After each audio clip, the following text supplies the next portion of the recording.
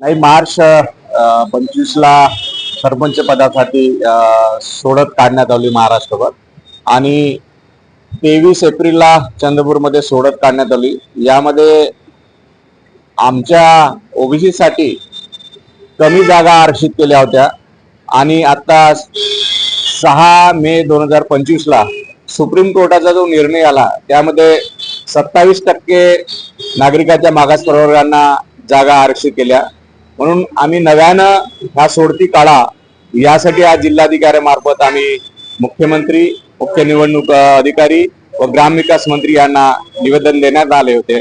यामध्ये प्रामुख्याने आमचे सरपंच संघटनेचे जिल्हा अध्यक्ष नंदकिशोर वाळई, ॲडव्होकेट देवा पाजवाई आणि 5-6 ग्रामपंचायत मधल्या नर्मदा बोरेकर असो, इंदुताई पोले असो, या आमचे संपूर्ण सरपंच उपस्थित होत्या।